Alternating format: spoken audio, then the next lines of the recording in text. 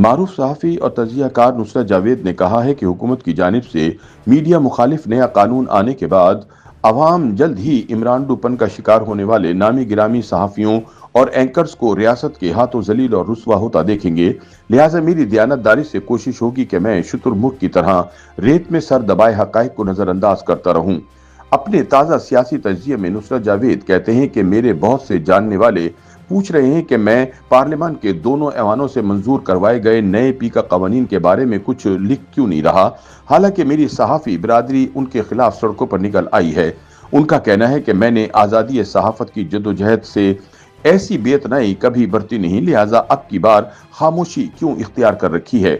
ان سوالات کا جواب دیتے ہوئے نصرت جاوید کہتے ہیں کہ میں آج نہایت عاجزی مگر ایمانداری سے اعتراف کرتا ہوں کہ عمر کے آخری حصے میں تھک گیا ہوں۔ مجھے عمر بھر کا سفر رائے گاں محسوس ہوتا ہے۔ میں صحافت کے علاوہ رزق کمانے کے کسی اور ذریعے سے واقف ہی نہیں۔ لطیفہ مگر یہ بھی ہوا کہ 1975 سے آج تک میں کسی بھی نوکری پر ٹک نہیں پایا۔ اس کی وجہ زیادہ تنخواہ لینے کی خواہش نہیں، بلکہ اس ادارے کی مجبوری رہی جو میری دی گئی خبروں اور کالموں کی وجہ سے عتاب شاہی کا نشانہ بن جاتے تھے۔ میں جنرل ضیاء کا مارشل لا لگتے ہی ملک کے کئی شہروں میں جا کر صحافیوں کے احتجاج میں شریک ہوتا رہا۔ اسی دور میں ہمارے 4 ساتھیوں کو برسر عام ٹکٹکی پر باندھ کر کوڑے بھی لگائے گئے تھے۔ ہم مگر ڈٹے رہے اور بالآخر 1985 میں ہوئے غیر جماعتی انتخابات کی بدولت قائم ہوئی جمہوری حکومت نے صحافت کو نہ صرف تھوڑا آزاد کیا بلکہ اسے معاشی اعتبار سے پھلنے پھولنے کے امکانات بھی فراہم کیے۔ نصرت جاوید کہتے ہیں کہ صحافت کے ان اچھے دنوں ہی میں ہمیں نہایت ہوشیاری سے حکمران وقت نے صحافیوں کی ہاؤسنگ سوسائٹی بنانے کی راہ دکھائی۔ پلاٹوں کے بعد لفافوں کا ذکر بھی شروع ہو گیا۔ پلاٹ اور لفافے بڑھ گئے تو حکمرانوں نے اپنی پسند کی صحافت کو پروان چڑھانے کے 100 ڈھنگ سیکھ لیے۔ تاہم میری بدقسمتی رہی کہ اس بہتی گنگا میں بھی اچھی طرح ہاتھ نہ دھو سکا۔ برسوں کی مشقت کی وجہ سے جو مہارت نصیب ہوئی تھی، اس کی بدولت تھوڑی شہرت ملی تو صحافت کے بڑے اداروں سے نسبتاً بہتر، اور اس سے زیادہ اہم بات یہ کہ بر وقت تنخواہ ملنا شروع ہو گئی۔ اب کرائے کے مکان میں رہتے ہوئے دل گھبراتا نہیں تھا۔ ان کا کہنا ہے کہ میری بقیہ زندگی شاید قناعت بھرے دل کے ساتھ گزر ہی جاتی، لیکن 1999 میں ایک بار پھر اب رعایا کو صحیح سمت پر ڈالنے کے لیے جنرل مشرف چابک سوار کی طرح نازل ہوئے۔ مارشل لا لگانے سے قبل انہوں نے کارگل کے راستے سری لنکا پہنچنے کی کوشش کی تھی، لیکن وہاں پہنچنے میں ناکام رہے تو دریافت کیا کہ قوم کو کسی بڑے مقصد کی خاطر یکسو اور متحرک رکھنے کے لیے ضروری ہے کہ ٹی وی صحافت کی سرپرستی فرمائی جائے۔ لہٰذا پرنٹ میڈیا کو ماضی کا مزار بتاتے ہوئے ہماری ریاست ٹی وی جرنلزم کی سرپرستی فرمانا شروع ہو گئی۔ انہی دنوں موبائل فون کے استعمال کو رواج بنانے کے لیے کئی ٹیلی کام کمپنیاں بھی متحرک تھیں۔ ان کے چلائے گئے اشتہار سے ٹی وی صحافت میں رونق لگ گئی۔ اس سے وابستہ صحافی جلد ہی مشہور ایکٹروں جیسے سیلیبریٹی ہو گئے۔ مجھے پرنٹ میڈیا کی گہرائی اور گمنامی دل سے بہت پسند تھی۔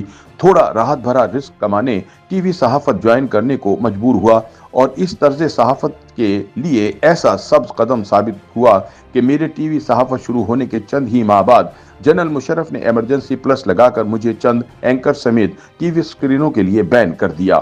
نصرت جاوید کہتے ہیں کہ ٹی وی صحافت کی سرپرستی فرمانے کے بعد ہماری ریاست کو جلد ہی سمجھ آ گئی کہ وہ اس کی بدولت صحافی نہیں بلکہ بے لگام سٹار بنا رہی ہے جو من مانی کرتے ہیں۔ ان سے نجات پانے کے لیے 5ویں پشت کی ابلاغی جنگ کی داستان ایجاد ہوئی۔ جنگ کی یہ انوکھی قسم لڑنے کے لیے چند عمرانڈو قسم کے کمانڈو اینکرز تیار کیے گئے جو ریاستی سرپرستی کے پیراشوٹ کی بدولت جلد ٹی وی اسکرینوں پر براجمان ہو گئے۔ ان کے ہوتے ہوئے مجھ ایسے صحافی غدار اور تخریب کار ٹھہرائے۔ عمران حکومت اور ان کے درمیان کامل ہم آہنگی برقرار رکھنے کے لیے ٹی وی اسکرینوں سے غائب کروا دیے گئے۔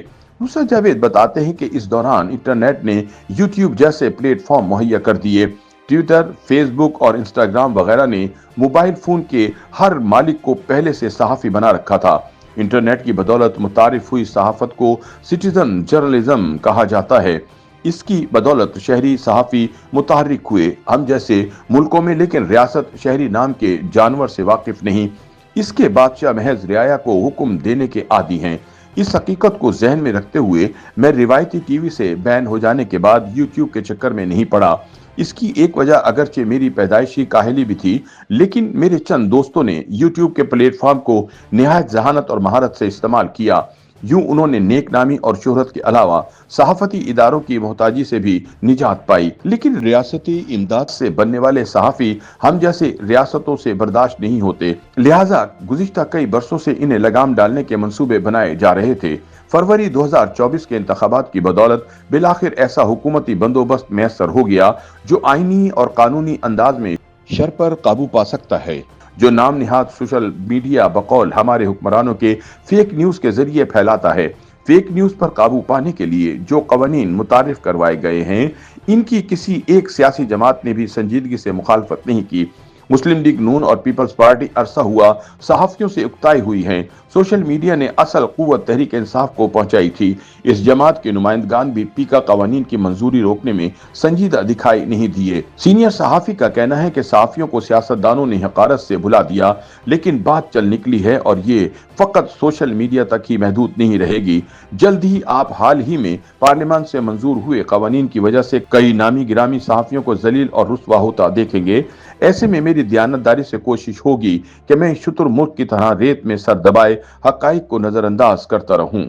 YouTube पर गूगली न्यूज देखने के लिए youtube.com की सर्च बार में गूगली न्यूज टीवी टाइप करें। गूगली न्यूज के पेज पर सुर्ख रंग के सब्सक्रिप्शन वाले बटन पर क्लिक करना ना भूलिए। YouTube पेज पर अपलोड होने वाली वीडियो से बाखबर रहने के लिए बेल आइकन पर क्लिक कीजिए। आपको हर नई वीडियो के बारे में नोटिफिकेशन मौसूल हो जाएगा।